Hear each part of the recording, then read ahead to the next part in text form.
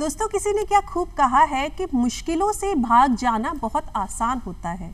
मुश्किलों से भाग जाना बहुत आसान होता है। जिंदगी का हर पहलू एक इम्तिहान होता है।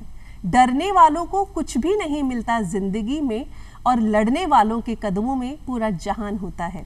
इसलिए मुश्किलों से घबराएं नहीं, डरे नहीं, क्योंकि ये मुश्किलें, ये रुकावटें ही आने वाले सुनहरे कल की नींव होती हैं। इसी सुविचार के साथ आप सभी का एक बार फिर से स्वागत, अभिनंदन आपके अपने कार्यक्रम धरती धौरारी में। स्वीकार कीजिए प्रज्ञा का नमस्कार। दोस्तों, आज धरती धौरारी के इस मंच पर हम आपको एक ऐसे व्यक्तित्व से रूबरू करवाएंगे जिन्होंने कितनी भी विषम परिस्थितियां क्यों न रही हों, अपने घुटने नहीं टेके, मुश्किलों के आगे हार नहीं मानी और 40 से ज़्यादा डिग्रियां लेकर लिम्का बुक ऑफ रिकॉर्ड्स में अपना नाम दर्ज करवाया। वे एक कवि भी हैं, वो एक साहित्यकार भी हैं और शौकिया तौर पर गायक भी हैं।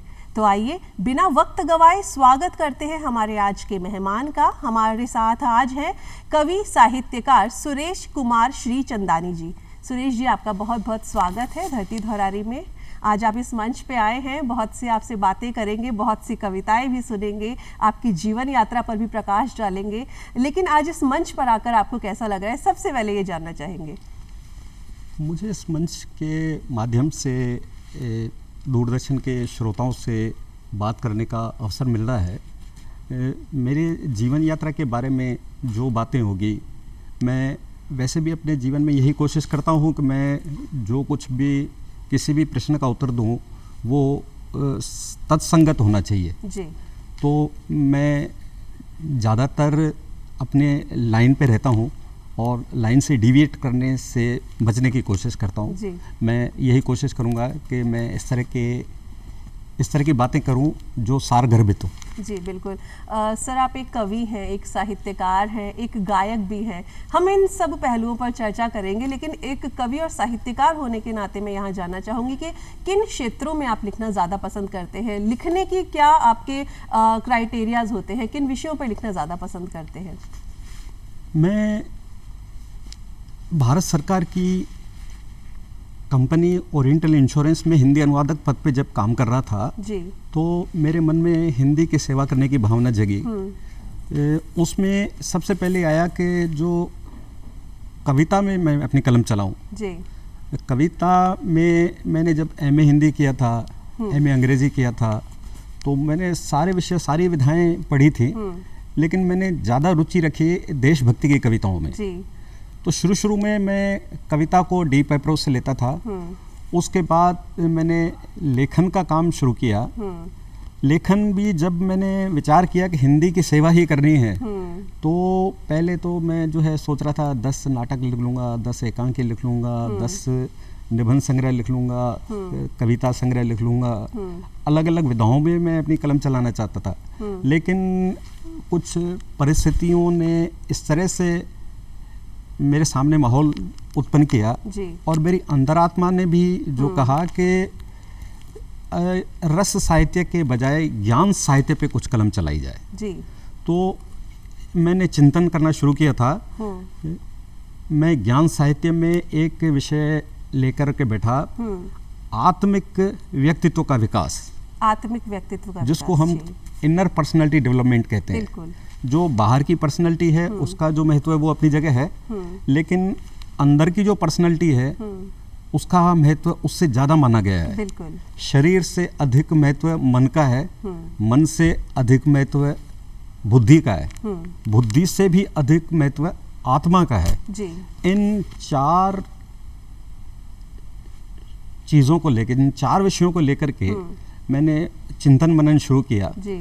तो मैं व्यक्तित्व विकास की 100 पुस्तकों को तैयार करने में समर्थ हो गया जी। और यद्यपि उसमें समय खूब लगता रहा और मैंने जो विचार किया था कि मुझे एक साथ 100 किताबें तैयार करनी है, तो वो बड़ा मेरे हिसाब से तो कोई काम। सर, ये भी हम बहुत सारी बातें करेंगे। सर, वो क्या उम्र रही होगी जब आपने लिखना शुरू किया था? लिखना, जब मैंने देशभक्ति की कविताएं लिखना शुरू की, वो 93 की बात है। उस समय मेरा 62 का जन्म है जी। मैं 31वें वर्ष से मैं शुरुआत कर रहा था जी। लेखन की। उससे पहले मैं शुरुआत, सबसे पहले शुरुआत मैंने करी थी संपादक के नाम पत्र लिखना। अच्छा।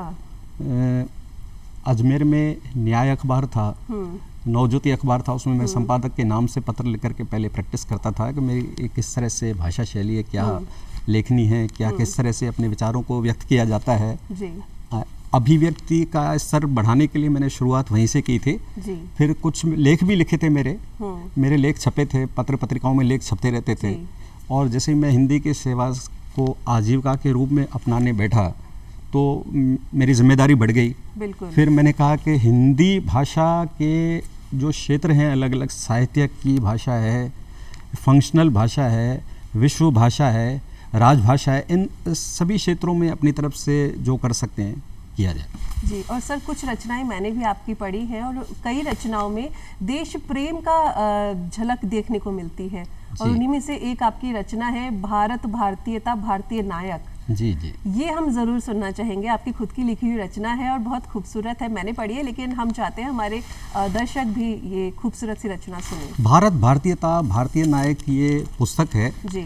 यही मैंने 1993 से बनाना शुरू की थी जी। इसमें 3001 मुक्तक हैं। क्या बात है।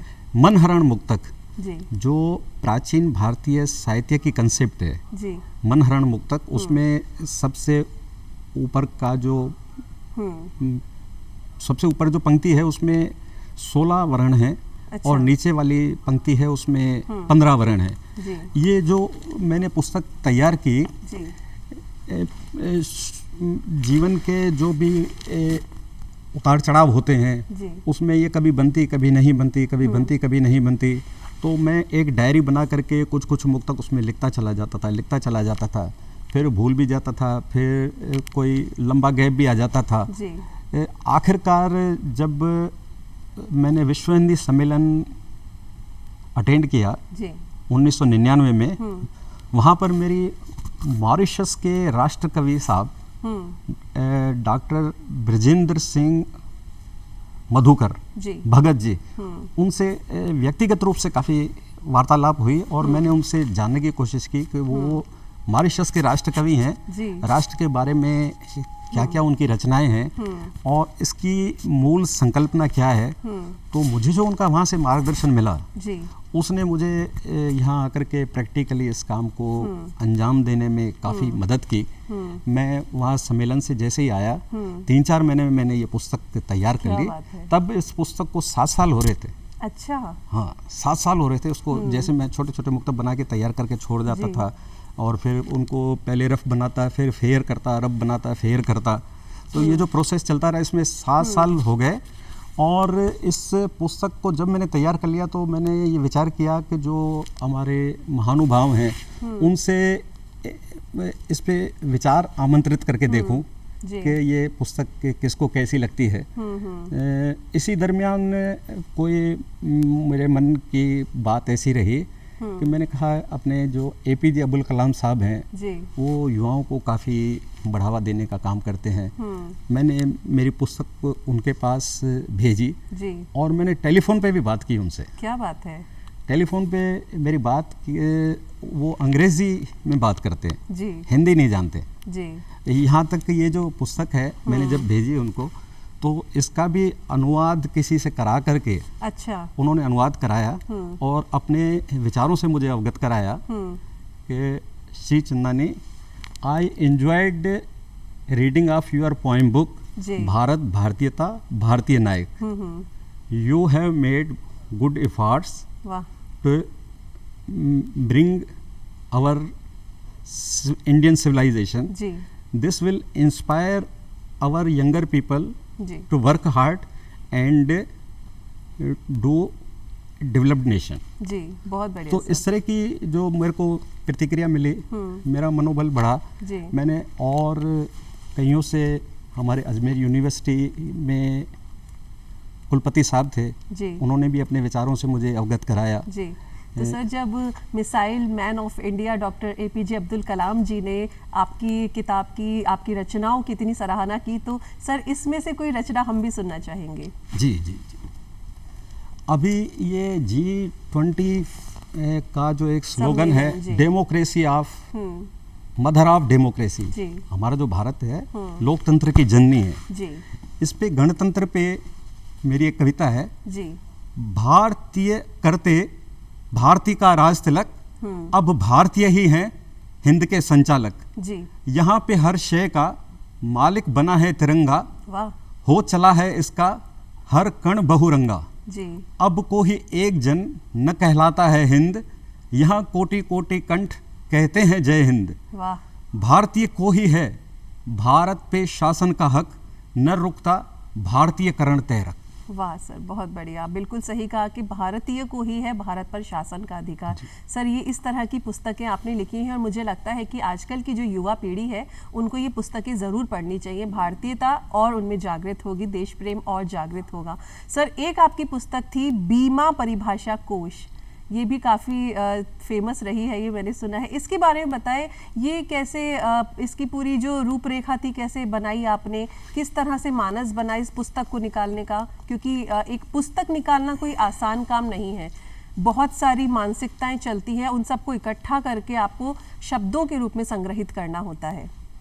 मैं ओरिएंटल इंश्योरेंस कंपनी में हिंदी अनुवादक के रूप में काम करते करते इस चीज़ की नीड महसूस करता रहता था कि जो बीमा के शब्द हैं जी, उनको परिभाषित करके हिंदी में पेश करने के लिए मुझे छुटपुट तो परिभाषाएं कई जगहों पे मिल जाती थी जी।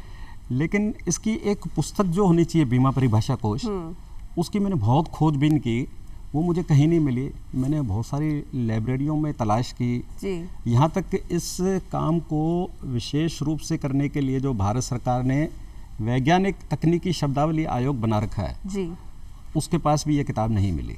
अच्छा। केंद्रीय हिंदी निदेशालय जी। वहाँ पर भी ये किताब नहीं मिली। उनके वहाँ जाकर के मैंने उनके गोदाम में मैंने खुद पर्सनल खोजबीन करने की कोशिश की जी। जहाँ धूल मिट्टी से मैं सन गया फिर भी मुझे ये किताब नहीं मिली जी। मैंने गूगल सर्च की बीमा परिभाषा कोश हिंदी में कहीं मिल जाए, नहीं मिल पाई। मैंने जो लाइब्रेरियां हैं, नेशनल लाइब्रेरी कोलकाता, खुदा बख्श लाइब्रेरी, दिल्ली पब्लिक लाइब्रेरी, इनके कैटलॉग छान मारे, उनमें भी मुझे किताब नहीं मिली। तो मैंने सोचा ये थोड़ा अपन कुछ कोशिश करें। कोई भी परिभाषा कोश बनाने के लिए जो टारगेट लैंग्वेज है, जैसे इसमें टारगेट लैंग्वेज हिंदी है और सोर्स लैंग्वेज है, सोर्स इंग्लिश है, क्योंकि बीमा की शुरुआत लंदन से हुई है जी। लॉयड संस्था है वहाँ की, वहाँ सबसे पहले जन्म होता है बीमा का। तो बीमा के सारे शब्द अंग्रेजी में है, हिंदी में यहाँ अनुवाद हुए हैं, लेकिन परिभाषा कोश के रूप में कोई किताब नहीं मिलना, थोड़ा मुझे ऐसा लगा कि अपन आगे बढ़ करके ये काम करें जी। अब मुझे लग रहा है कि ये पूरे इंडिया में किसी के पास नहीं है, क्या पता जो एशिया में ही नहीं होनी चाहिए ऐसी, क्योंकि गूगल सर्च में खोज करके देखता हूँ। बता रहे हैं कि ये एक बहुत रेयर बुक है, जो रेयर टू रेयरेस्ट बुक है, जो हर जगह अवेलेबल नहीं है। सर, मेरी क्यूरियोसिटी और ज़्यादा बढ़ रही है कि इसके अंदर है क्या, क्या लिखा है इसमें, आपने क्या शब्दों का संकलन किया हुआ है, ये ज़रूर जानना चाहेंगे। ये कोशकार का काम है जी। कोशकार के लिए कहा जाता है कि पहले के ज़माने में जब राजा किसी को सज़ा देना चाहते थे तो वो उसको कहते थे आपको ये कोश बनाना है। अच्छा। तो ये कोश बनाना बड़ा दुस्साध्य काम है, दुरूह कार्य है। इसमें शब्दों की खोजबीन करना, जैसे मैंने कहा, अब सोर्स लैंग्वेज में मास्टरी होनी चाहिए, टारगेट लैंग्वेज में मास्टरी होनी चाहिए, फिर ये सब्जेक्ट कितना टेढ़ा सब्जेक्ट है, इसमें जो जहाँ जहाँ अंग्रेजी के शब्द मिल रहे हैं, जो अंग्रेजी की परिभाषाएं मिल रही हैं, उनको हिंदी में उतारना और उसी अर्थ में उतारना जी। अर्थ का अनर्थ नहीं होना चाहिए जी। और कोश विधान का भी पालन करना जी। तो इसमें मुझे ये करना पड़ा, हालांकि मैं जनरल इंश्योरेंस में काम करता था, तो जनरल इंश्योरेंस के जो एग्ज़ाम होते थे उसमें फेलोशिप तक हाई एग्ज़ाम होता है, लाइसेंस सेट होता है, एसोसेट होता है, फेलोशिप होता है। मैं LIC में काम नहीं करता था, लेकिन मुझे बीमा परिभाषा कोश नाम लिखने के लिए इसमें जीवन बीमा के शब्द भी रखने पड़े जी। जीवन बीमा का एक पार्ट अलग है, साधारण बीमा का पार्ट अलग है, पुनर्बीमा का पार्ट अलग है, स्वास्थ्य बीमा का पार्ट अलग है। अगर कहें इनके जो छोटे छोटे शब्द हैं जी उनका सर। मैंने अर्थ हिंदी में दिया है। जी। मेरे ख्याल से जो लाइसेंसेड एसोसिएट या बीमा के जो भी एग्ज़ाम में बैठने वाले छात्र हैं उनके लिए बहुत उपयोगी है। अच्छा। क्योंकि उनके तो शब्दों को पहले उनका अर्थ समझ के, परिभाषा समझ के, उनके कंसेप्ट क्लियर हो जाते हैं तो फाउंडेशन मजबूत हो जाता है। जी सर, मुझे लगता है कि जिन क्षेत्रों में सोचना भी बहुत मुश्किल है, आपने उन सब क्षेत्रों में अपनी भाषा को अनुवाद किया है, आपने अपने शब्दों को पिरोया है। सर, अभी आपने थोड़ी देर पहले जिक्र किया था कि एक साथ आपने 100 पुस्तकों को लिखा, उनका विमोचन किया, उनका लोकार्पण किया और प्रकाशन किया। ये क्या प्रकाशन हुआ है, लोकार्पण अभी मैंने नहीं कराया है। अच्छा। अभी मैंने उसका लोकार्पण कराने के लिए मॉरिशस में विश्व हिंदी सचिवालय के मैं किसी कार्यक्रम में कराना चाहता हूँ, उनसे मेरा पत्राचार जारी है। तो अभी तक लोकार्पण नहीं कराया है। वो व्यक्तित्व विकास जो मैंने बताया कि शरीर, मन, बुद्धि, आत्मा, जी, इन 4 शब्दों पे 100 किताबें हैं। वाह। 100 किताबों में एक एक किताब 100 पेज से ज़्यादा है। क्या बात है। किसी में 120 पेज भी हैं, 150 पेज भी हैं, किसी में 200 पेज भी हैं। तो और इस तरह से उसके शब्दों को भी मैंने काउंट किया जी, वो 28 लाख से ज़्यादा शब्द होते हैं। क्या बात है। तो उस प्रोसेस में गुजरने के लिए मुझे 20-21 साल लगे हैं कि इतने एक एक किताब को सबसे पहले कॉपी में लिखना, उसके बाद फेयर करना, उसके बाद टाइपिंग मैंने खुद करी उसकी। अच्छा। हाँ, टाइपिंग भी आपने खुद करी? टाइपिंग मैंने खुद करी। अच्छा। ताकि उसके जो वो स्पेलिंग मिस्टेक्स हैं वो चेक की जाएं। जी।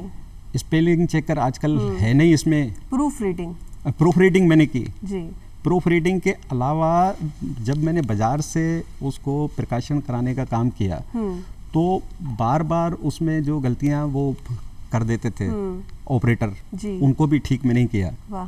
तो इसमें मुझे 10-15 बार सारी 100 पुस्तकों को गुजारना पड़ा। जी जी, एक लंबा प्रोसेस रहा। उसके बाद जाके ये किताबें तैयार हो पाई हैं। लेकिन ये किताबें इस तरह से आम आदमी के लिए नहीं, राजा से लेके रंग तक के लिए, वाह, अगर कोई उनको सही तरीके से पढ़े तो उसके लिए उपयोगी हैं, उसके जीवन के लिए उपयोगी हैं, उसके व्यक्तित्व के विकास में निश्चित रूप से सहायक है।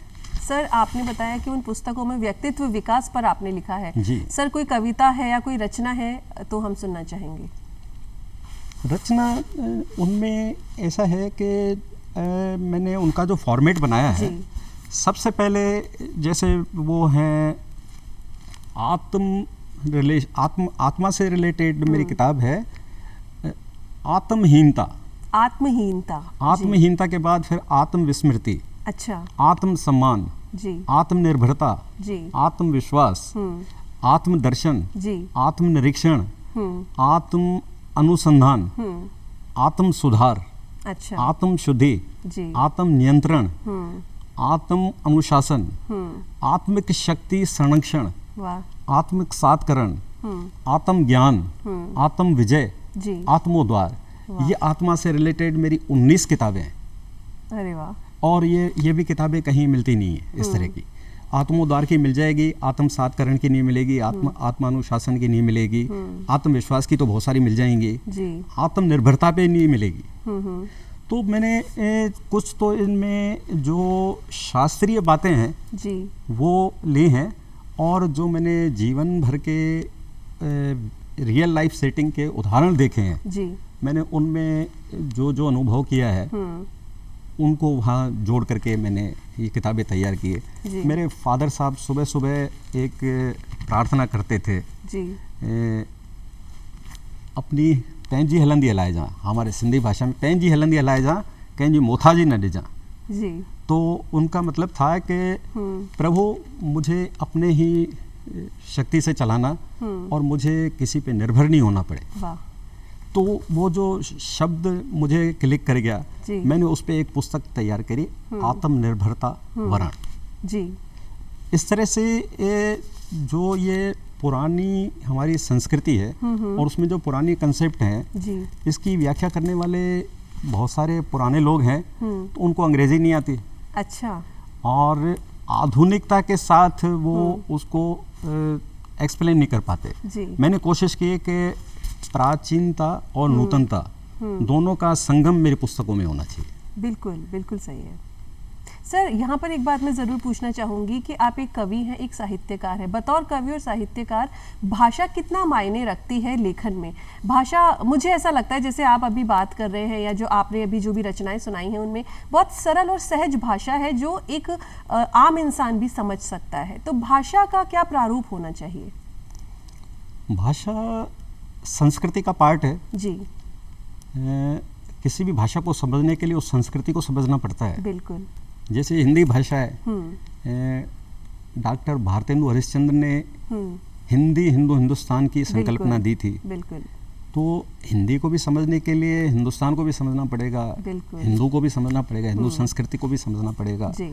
और भाषा अब जो माना जा रहा है, अभी मैंने फिजी में विश्व हिंदी सम्मेलन अटेंड किया था अभी फरवरी में, तो वहाँ पर एक सत्र में बताया गया कि आज की तारीख में सबसे पहले नंबर का जो उद्योग है वो है रियल एस्टेट, और दूसरे नंबर का उद्योग है ऑटोमोबाइल, तीसरे नंबर का उद्योग है इंश्योरेंस, चौथे नंबर पे अनुवाद आता है। अनुवाद भाषा से ही है। बिल्कुल। सोर्स लैंग्वेज, टारगेट लैंग्वेज, अनुवाद का उद्योग पूरे वर्ल्ड में चौथे नंबर पे चल रहा है इस समय। और भाषा एक तो मनुष्य को संस्कार देती है। बिल्कुल। और भाषा के लिए ये भी माना गया है कि पावर है भाषा। बिल्कुल। सबसे पहले नंबर पे पॉलिटिकल पावर आती है, सेकंडली इकोनॉमिकल पावर आती है, तीसरे नंबर पे भाषा की ताकत, जिसको भाषा पे कमांड है वो उसके पास ताकत है। और सर, आपने अपने जीवन का एक लंबा वक्त गुजारा है राजभाषा के कार्यान्वयन के लिए और हिंदी अनुवाद के लिए, जी। सर, इस बारे में बताएं कि हिंदी अनुवाद ही क्यों? मैं 1984 से लेके 88 तक भारत संचार निगम लिमिटेड में क्लेरिकल पोस्ट पे था जी। तो वहाँ क्लेरिकल काम में मुझे इतना संतोष नहीं आया जी। उसमें जो भी काम किया जाता था, आज काम किया उसको भूल गए, कल वाला नेक्स्ट कल का देखा जाएगा जी। कुआं खोदा जाएगा, पानी पिया जाएगा ऐसा लगता था। फिर जो मैं रोज़गार समाचार पढ़ता था उसमें हिंदी अनुवादक की जो वैकेंसी आती थी जी। तो मैंने कहा कि अपन इसके लिए कुछ कोशिश करें जी। और हिंदी अनुवाद में ऐसा है कि ये काम आज का काम है, कल के काम से जुड़ा रहता है। बिल्कुल। कल का काम परसों के काम से जुड़ा रहेगा। ये जो मेरे 34 साल की सर्विस है जी। ये एक धारा है, ये इसमें कहीं भी कट नहीं है। और वो जो क्लेरिकल काम था उसमें कट था। तो मैं इंश्योरेंस कंपनी में जुड़ करके हिंदी अनुवादक बन करके जो हिंदी के सेवा से जुड़ा, उस समय जिस समय मैं नौकरी ज्वाइन कर रहा था उस समय मुश्किल से मेरे दिमाग में 25-30 हज़ार की वोकेबलरी होगी। और जिस समय मैं रिटायर हुआ तो 2.5-3 लाख शब्दों का अर्थ मैं समझ पाया। वाह। ये इसको मैं अपनी संपत्ति समझता हूँ। बिल्कुल, चलती फिरती डिक्शनरी है आप। ये सर, आजकल के परिवेश को देखते हुए यहाँ पर एक बात मैं पूछना चाहूँगी कि जो हिंदी अनुवाद में अपना करियर बनाना चाहते हैं उसमें कितनी संभावनाएं आप देखते हैं? अभी बताया मैंने, हिंदी जो विश्व का चौथे नंबर का उद्योग अनुवाद का उद्योग है। और भारत सरकार ने ज्ञान आयोग बनाया था, उसने भी अनुवाद को बढ़ावा देने के लिए एक विशेष अभियान चलाया था जी। और ये जिस तरह से ये गूगल की संस्कृति है या सूचना क्रांति की दुनिया है जी। इसमें हर किसी को अनुवाद की जरूरत पड़ती है। हम YouTube पे किसी दूसरी भाषा का कोई भी कार्यक्रम देखते हैं, उसके नीचे अगर सबटाइटलिंग नहीं होती है तो हमें ज़्यादा मज़ा नहीं आता है। हमें हमारी भाषा में सबटाइटलिंग चाहिए जी। जी जी। तो अनुवाद का महत्व बढ़ रहा है। आज की जो सूचना क्रांति है इसमें हर सूचना हर किसी को मिलनी चाहिए, हर टाइम पे मिलनी चाहिए, हर स्थान पे मिलनी चाहिए। बिल्कुल। तो वो सूचना का विश्लेषण करने के लिए उसको अनुवाद की भी जरूरत पड़ेगी, उसको समझना भी पड़ेगा, उसको प्रॉपर अर्थ क्या है वहाँ तक पहुँच बिठानी पड़ेगी, तभी जा कर के वो उस बात का असली कारण भी पकड़ पाएगा, उसके पीछे असली तर्क तभी दे पाएगा जब वो उसको सही तरीके से व्याख्या कर लेगा। बिल्कुल। विश्लेषण जी। अनुवाद विश्लेषण में मदद करता है और काफ़ी हद तक विश्लेषण क्षमता पे भी अनुवाद डिपेंड करता है। ये इंटरकनेक्टेड है। और सर मुझे लगता है कि आजकल सोने चांदी से ज़्यादा सूचनाओं का महत्व है, वो आपका ज़्यादा बड़ा धन है, खजाना है। सर आपने काफ़ी सारे हिंदी सम्मेलनों में भी हिस्सा लिया है, कैसे वहाँ तक जाना हुआ और क्या मन में रूपरेखा रही, क्या मन में धारणाएं रही कि हिंदी सम्मेलन में जाके हमें क्या करना है? मैं जैसे हिंदी की सेवा से जुड़ा तो ये मैं उसको अपना पार्ट समझता था कि ये भी हिंदी सेवा का पार्ट है। जब 1999 में विश्व हिंदी सम्मेलन लंदन में होने जा रहा था जी। उस समय एक विषय आया था भावी पीढ़ी और हिंदी। अच्छा। वो उस सम्मेलन का मुख्य बोधवाक्य था। उस पे मैंने कलम चला करके शोध पत्र तैयार किया था और वहाँ की अकादमिक चयन समिति को भेज दिया था। उन्होंने उसको अनुमोदित करके मेरे पास भेजा। तो मैंने विचार किया था कि विश्व हिंदी सम्मेलन में अपन प्रतिभागन करने के लिए चलते हैं जी। वहाँ जाकर के जो मैंने बताया कि मॉरिशस के राष्ट्रकवि साहब से भी मेरी बातचीत हुई तो वो एडिशनली मुझे अलग से हेल्पफुल रही जी। इसके अलावा मैंने वहाँ से शुरुआत होती है कि विश्व में हिंदी किस तरह से आगे बढ़े जी। उसकी जो परसेप्शन वो वहाँ डेवलप हुई मेरी। तो उसके बाद मुझे ऐसा लगा कि विश्व हिंदी अभियान से भी अपने को जोड़ना चाहिए जी। उसके बाद जो सम्मेलन होते हैं जैसे उसके बाद सूरीनाम का सम्मेलन होता है मैंने उसके लिए भी मेरा शोध पत्र भेजा था लेकिन वहाँ मेरा जाना नहीं हो पाया था। उसके बाद न्यूयॉर्क में सम्मेलन होता है जी। न्यूयॉर्क में भी मैंने शोध पत्र भेजा था और उसके बाद जोहान्सबर्ग में मेरा शोध पत्र पढ़ा गया। अंतर्राष्ट्रीय हिंदी विश्वविद्यालय वार्धा के द्वारा छपी हुई एक पुस्तक है उसमें उसको स्थान मिला। वाह। और अभी भोपाल में विश्व हिंदी सम्मेलन हुआ था जी। तो विश्व हिंदी अभियान कहाँ है कैसे जा रहा है उसमें किस तरह की चर्चाएं होती है किस तरह के सत्र होते हैं और जो रिपोर्टें बनती हैं उन रिपोर्टों पे कितना अमल होता है। बिल्कुल। तो मैंने देखा कि जब से मैं लंदन से अब तक जो फिजी सम्मेलन है इसमें विश्व में हिंदी ने काफ़ी प्रगति की है जी। जब मैं वहाँ लंदन में था तो वहाँ उस समय तक विश्व हिंदी सचिवालय नहीं था। महात्मा गांधी अंतर्राष्ट्रीय हिंदी विश्वविद्यालय नहीं था जी। ये सब उसके बाद आए हैं। और जोहान्सबर्ग के सम्मेलन में डिसीजन हुआ था कि विश्व के जितने भी साहित्यकार हैं भाषाविद हैं विद्वान हैं उनका एक डाटाबेस बनाया जाए जी।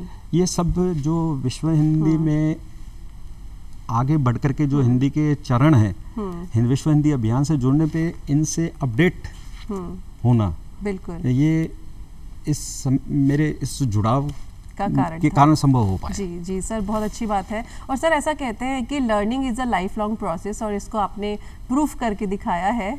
आपने 45 के लगभग डिग्री ली है और आपका नाम लिम्का बुक ऑफ रिकॉर्ड्स में दर्ज है। सर 45 डिग्री लेना एक आम इंसान के बस की बात नहीं है। ज़्यादा से ज़्यादा 1, 2, 3 या 4 डिग्री हम ले सकते हैं लेकिन 45 डिग्री लेकर आपका नाम लिम्का बुक ऑफ रिकॉर्ड्स में दर्ज कराना एक बहुत बड़ी बात हो जाती है। ये मानसिकता कहाँ से आई और कितना वक्त मिल पाया, इतना सब कुछ कैसे कर पाया आप? ये मैं जब यही जयपुर में पोस्टेड था जी ओरिएंटल इंश्योरेंस में तो एक बार सुबह सुबह यहाँ पर एक चाय की दुकान फेमस है गुलाब जी चाय वाली जी। मैं वहाँ पर राजस्थान पत्रिका देख रहा था जी। उसमें एक लाइफ लॉन्ग लर्नर श्रीकांत जिकार साहब का परिचय आया था जी। कि श्रीकांत जिकार साहब 18 विषयों में एमए हैं। अच्छा। और डॉक्टर भी हैं। अच्छा। आईएएस का एग्ज़ाम भी पास कर चुके हैं। तो फिर आगे चल करके पता चला वो संस्कृत विश्वविद्यालय के कुलपति भी थे। अच्छा। मैंने सोचा इतनी अगर डिग्रियां उन्होंने ली हैं तो अपन भी 2-4 डिग्रियां और ले सकते हैं। अच्छा। उस समय मैंने ये विचार नहीं किया था कि मैं 45 डिग्रियां ले लूँगा जी। मैंने कहा था एक डिग्री समाप्त हुई दूसरी शुरू कर दी, दूसरी हो गई तीसरी शुरू कर दी। लेकिन जैसे मैंने वो डिग्री ली उसके बाद वो सिलसिला जो है तोड़ने की मेरी इच्छा नहीं हुई जी। मैंने कहा अपन भी लाइफ लॉन्ग लर्नर बनते हैं और लाइफ लॉन्ग लर्नर बनना मुझे इस अनुवाद में भी उपयोगी सिद्ध हुआ। अनुवाद के लिए ज़रूरी है कि सोर्स भाषा का नॉलेज होना चाहिए जी। और लक्ष्य भाषा का नॉलेज होना चाहिए। तीसरा, जिस क्षेत्र का अनुवाद किया जा रहा है, जो पाठ्य सामग्री जिसका अनुवाद करना है, उसका विषय क्या है, वो किस ज्ञान के विषय से जुड़ी है। अगर साइंस से जुड़ी हुई है तो साइंस का ज्ञान होना जरूरी है, कॉमर्स की है तो कॉमर्स का ज्ञान होना जरूरी है, आर्ट्स की है तो आर्ट्स का ज्ञान होना जरूरी है। तो ये जो 45 डिग्री डिप्लोमा है, इन्होंने अनुवाद से भी मुझे इस शौक को जारी रखने के लिए अंदर से प्रेरित किया जी। और फिर जब मैं इसमें जुड़ता गया तो आगे चल करके मुझे ये भी अनुभव हुआ कि कोई भी चीज़ सीखी जाती है वो खराब नहीं होती। बिल्कुल सर। और इसमें एक डबल स्टैंडर्ड जिसको कहते हैं दोहरे मानदंड, दोहरे मानदंडों का उपयोग नहीं करना चाहिए, लेकिन इसमें दोहरे मानदंडों का उपयोग किया जाता है। अच्छा, कैसे सर? ऐसा कहा गया है कि आपको सीखने के लिए कभी मना नहीं करनी चाहिए और ये सोचना चाहिए कि अपन 100 साल भी जी सकते हैं, 125 साल भी जी सकते हैं। आज जो हम सीख रहे हैं वो कभी ना कभी काम आएगा। बिल्कुल। और एक चीज़, जैसे किसी के साथ भलाई करनी है, नेकी करनी है, किसी को कुछ दान पुण्य करना है, तो उस समय ये सोचना चाहिए कि अपन अगले पल मर सकते हैं, दे दो इसको, दे दो। बिल्कुल। ये डबल स्टैंडर्ड काम में लिया जाता है जी। कि सीखने के लिए तो तैयार रहना है कि सोचो कि लंबा जिएंगे और जो भी सीखा जाएगा वो काम आएगा जी। ये कंप्यूटर का जैसे सीपीयू है, इसमें जो जो चीज़ें फीड हो रही हैं, जो जो उसके हार्ड डिस्क में जा रही हैं, वो जो धारण कर रहा है, उसके दिमाग में जो बैठी है बातें, वो ही वापस मॉनिटर पे इनपुट के आउटपुट के रूप में आती हैं। बिल्कुल। तो ये सब चीज़ें अगर इनपुट में जाती हैं, प्रोसेस होकर के वापस आउटपुट आता ही आता है। जी बिल्कुल। और सर बहुत अच्छी सोच है ये आपकी। सर ऐसा कहते हैं कि चाहे हम एक कवि हों, चाहे साहित्यकार हों, चाहे सिंगर हों, हमारा भी कोई ना कोई फेवरेट कवि, साहित्यकार, सिंगर हो सकता है। अगर आपकी ही बात करें तो आपके पसंदीदा कवि या साहित्यकार कौन रहे, कौन आपकी प्रेरणा रहे, और उनकी कोई रचना अगर आपको याद आती है तो सुनना चाहेंगे। मैंने देशभक्ति की जो भारत में मैथिली शरण गुप्त की कविताएं पढ़ी, भारत भारती जी, उनकी बहुत प्रसिद्ध रचना है, मैंने उसको पढ़ा जी। और वो जिस समय लिखी गई थी उस कालखंड के हिसाब से उसमें उन्होंने लिखा था कि हमारा देश इस समय जो औपनिवेशिक काल की ट्रेजेडी को झेल रहा था, बोले हम कहाँ विश्व गुरु थे, क्या अब हम चेला बनने के भी पात्र हैं कि नहीं हैं जी। तो उसमें जो भारत भारती में उन्होंने अपने उद्गार दिए हैं, राष्ट्र भक्ति क्या है उसके बारे में अपनी तस्वीर को साफ करने के लिए उससे काफ़ी मार्गदर्शन मिलता है। वाह जी। सर एक कवि और एक साहित्यकार के तौर पर हम भी जान चुके हैं, हमारे दर्शक भी आपको पहचान चुके हैं, लेकिन एक और रूप भी है आपका, आप गायक भी हैं। सर कवि साहित्यकार होने के बाद गायकी का कैसे शौक चढ़ा और किस तरह के गाने गाना या सुनना पसंद करते हैं? गायक की पृष्ठभूमि ये है कि हमारे परिवार में सभी गायक हैं। अच्छा। मेरे फादर साहब भजन गायक। क्या बात है। मेरे दादाजी भजन गायक, मेरे ब्रदर हैं वो भी भजन गायक जी। हमारे घर में छोटे बड़े जितने भी हैं सब काम करते करते गुनगुनाते रहते हैं। और मैं मेरे पिताजी के साथ जब भी भजन के लिए जाते थे जी, तो मेरी उम्र कम थी तो सबसे पहले मेरा गाना शुरू कराया जाता था। अच्छा। जहाँ जहाँ भजन होता था जी, वहाँ मेरा गाना शुरू कराया जाता था। और इसके अलावा फिर मैं जब स्कूलों में गया तो हमारी जो बाल सभा थी जी, वहाँ पर गायक मैं ही था। अच्छा। मैं BSNL में था जी, तो वहाँ पर जो भी सांस्कृतिक कार्यक्रम होता उसमें भी गायन का काम मुझे दिया जाता था। मैं बीमा कंपनी में रहा जी, तो गायन ऐसा कहा जा सकता है मेरे ब्लड में जी। तो सर आज उस गायन की एक बानगी हमें भी सुनाना चाहेंगे? मैं तो ये मानता हूँ कि गायन ही मेरे जीवन का खूबसूरत पक्ष है जी। मैं भजन भी गाता हूँ, गज़ल भी गाता हूँ, कव्वाली भी गाता हूँ जी, और मैंने इसमें कोर्स भी किए। क्या बात है। संगीत मध्यमा यहीं से की मैंने, राजस्थान संगीत संस्थान से की। किशन पोल उस समय कार्यालय होता था, अब तो यहाँ शिक्षा संकुल में है जी जी।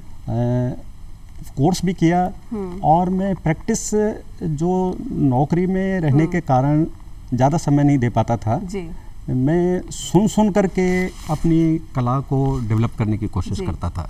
जी मोहम्मद रफ़ी, किशोर कुमार, जी नरेंद्र चंचल। जी नरेंद्र चंचल जिस तरह से हाई पिच पे गाते हैं, मैं ये कोशिश करता था मैं भी हाई पिच पे गाऊं।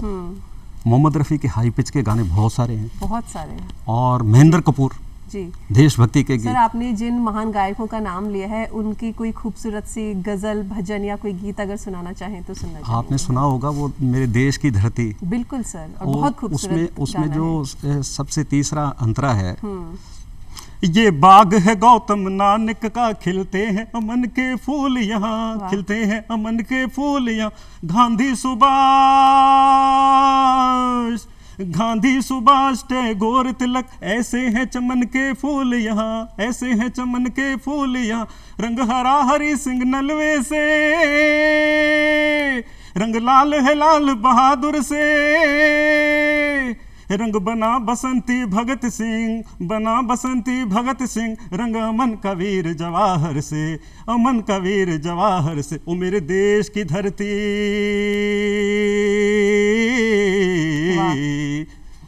मेरे देश की धरती, सोना उगले उगले हीरे मोती। मेरे देश की धरती, ओ मेरे देश की धरती।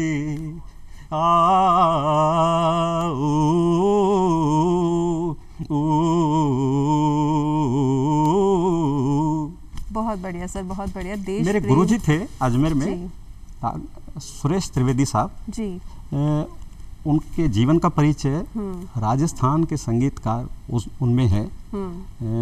वो पुस्तक मैंने यहाँ देखी थी स्टूडेंट बुक डिपो में। अच्छा। मैंने उनका परिचय पढ़ा था। वो मुझे बताते थे कि गाने में चमत्कार तभी आता है जब गाना हाई पिच पे गाया जाता है। जी मदन मोहन साहब का जी सर। जो संगीत के गाने हैं, एक फिल्म जो लैला मजनू आई थी, बिल्कुल उसमें सारे गाने हिट थे। हाँ। सारे। और उसमें रफ़ी साहब ने 2-3 जगहों पे हाई पिच पे लिया है। मैं आकार के रूप में ले रहा हूँ।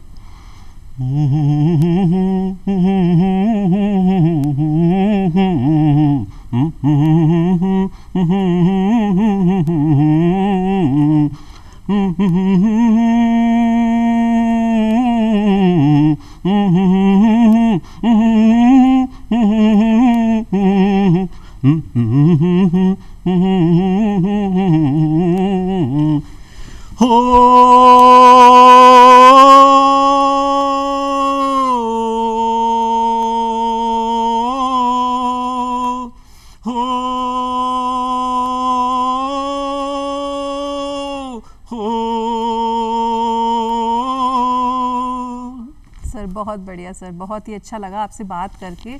सर जो बच्चे हैं या जो लोग साहित्यकार बनना चाहते हैं, कवि बनना चाहते हैं, उनके लिए क्या संदेश देना चाहेंगे? मेरे गुरुजी ने जो गायन के लिए एक मुझे बात बताई थी, वो सबके लिए है जी। मुझे उन्होंने कहा था कि आप गाना जब गा रहे हो तब एक बात का ध्यान रखो कि आपको गाना गाने में आनंद आना चाहिए। अगर आपको आनंद नहीं आएगा तो सुनने वाले को नहीं आएगा जी। इस चीज़ का ध्यान रखना बहुत ज़रूरी है। गाना गाने में आनंद कैसे आए उसके लिए प्रैक्टिस है। बिल्कुल। और जितना ज़्यादा आनंद आपको आएगा वो तभी आएगा जब आप प्रैक्टिस करते हैं, अपने आप को खपाते हैं। बिल्कुल। अपना जो समर्पित तरीके से आपका रुख है, समर्पण भाव है, और साधना अपने सतत रूप से की है, तो उससे ही आपको, अभी जैसे मैं गाना गाता हूँ, एक हम जब चश्मा बनाने जाते हैं तो वो कोई चश्मा बनाने वाला वो लेंस वाला बताता है कि ये लेंस ठीक है या ये लेंस ठीक है, ये ठीक है या ये ठीक है, ये ठीक है या ये ठीक है।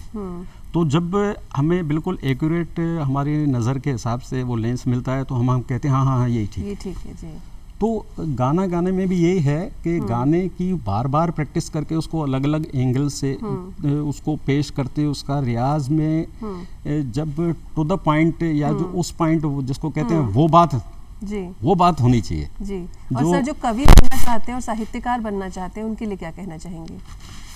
साहित्यकार को भाव और रस पे कमांड ज़रूरी है, जी और लेखक के लिए ज़रूरी है कि वो शब्द की व्याप्ति का ध्यान रखे। जी जिस बात को वो अभिव्यक्त करना चाहता है, हम जिस बात को अभिव्यक्त करना चाहते हैं उसमें अगर हम थोड़ी सी अतिव्याप्ति रखते हैं तो वो काम बैठता नहीं है, वो बढ़ा चढ़ा करके दावा पेश करना हो जाता है। जी और अगर अल्प व्याप्ति होती है तो उसमें भी अर्थ की हानि होती है। जी, यानी शब्दों का चयन ऐसा करें कि आसानी से समझ में भी आए और लिखने में कोई दिक्कत ना हो। नहीं, वो जो हम संदेश देना चाहते हैं, जो हमारी बात जो कहना चाहते हैं, वो उसको अच्छे से समझ में आए, उसको वो संतुलित रूप से व्यक्त करे। इसमें जो एक अज्ञेय साहब का है, नदी जी सर समुद्र से कहती है कि तुम्हारा जितना सच है उतना ही बोलो, बिल्कुल उससे ज़्यादा नहीं। जी बिल्कुल सर, आज धरती धौरारी के इस मंच पर आप आए हैं, बहुत सी आपने जानकारी दी, बहुत सी आपने बातें करी हैं, आपका बहुत बहुत धन्यवाद। जी धन्यवाद। और अब दर्शकों से भी विदा लेना चाहेंगे। आशा करते हैं धरती धौरारी का आज का ये अंक आपको पसंद आया होगा। ऐसे ही खूबसूरत सफ़र में फिर आपसे मुलाकात होगी, तब तक के लिए आज्ञा दीजिए प्रज्ञा को। नमस्कार।